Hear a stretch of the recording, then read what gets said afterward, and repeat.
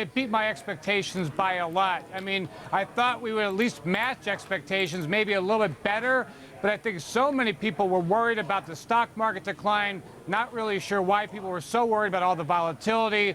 But I was wrong. I mean, once again, the cheap oil price is continuing to filter through the system, and it's making people, the consumer, very confident. Certainly seems a good sign for the US that the consumer's shrugging off that turmoil that we're seeing in financial markets. But I guess it's all very well for confidence to rise. We actually need to see that translating into spending, don't we?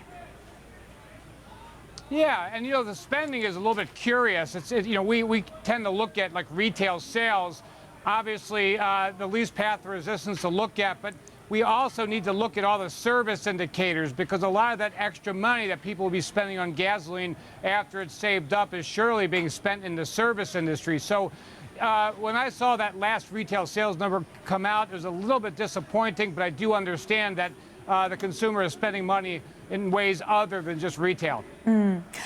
Obviously continuing to see equity markets struggling, although today seeming to do quite well. But do you think the latest equity decline is likely to actually inhibit consumer spending? Yeah, I don't think so. I think maybe temporarily, it's just headline risk. People get scared. But, the bottom line in America, we have less than 14% of Americans actually own stock outside of their retirement account. I think what matters a lot more is housing, because you think of the mid-60s, mid 60% ownership of houses in the U.S. That matters a lot more to people. And so we saw the Case-Shiller number come out with home prices increasing. That really helped give a boost to sentiment. So we speak there of consumer confidence coming out today, and I believe there's quite a few big data reports to come out, or that we'll be closely watching for the remainder of the week. We have new home sales, durable goods orders, but the important one at the end of the week, we have fourth quarter GDP figures. Are we likely to see another moderate year of expansion? Yeah, I think we could. I mean, I think the tone's going to be good, no worse than feared. And if the numbers come out, especially like durable goods, I mean, people are expecting that number to be a little bit flat to down. And so if it's no worse than feared, I think we continue to ratchet higher, given the fact that people are starting to look away from the oil market, look away from China. Both those things, obviously very, very important. But the news is getting old, and people are realizing there's more to it than that the U.S. growth and inflation scenario is much better than most people think.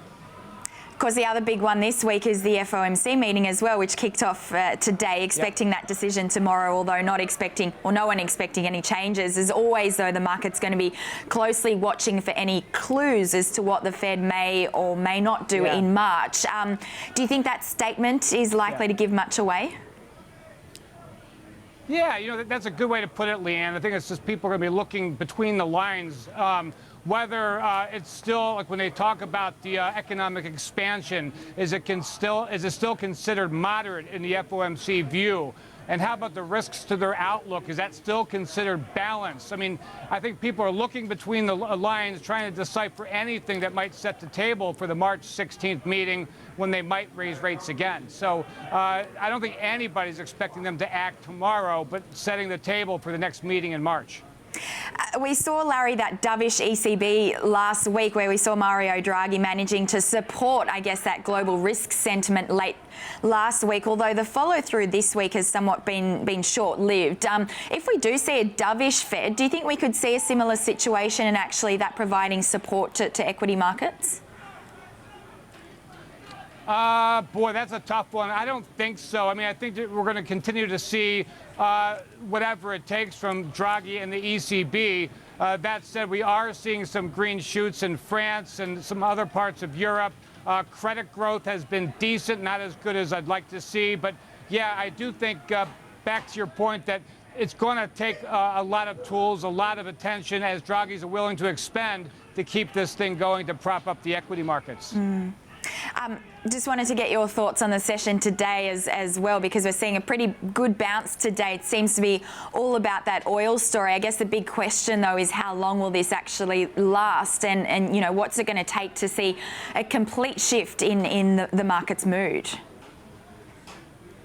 I think what it's going to take is a reduction of volatility in oil, because for the past few months, especially the past few weeks, the markets have been dictated by oil and its volatility. It had a tremendous amount of volatility this morning from 4 a.m. till today, till right now. We need to see it just settle in a range and just make slower or shorter variances within the day. I think that would give the market a lot of confidence that maybe some type of bottom has been filled in, and whether the market doesn't go into balance until third or fourth quarter is besides the point. We just need to see a reduction in volatility.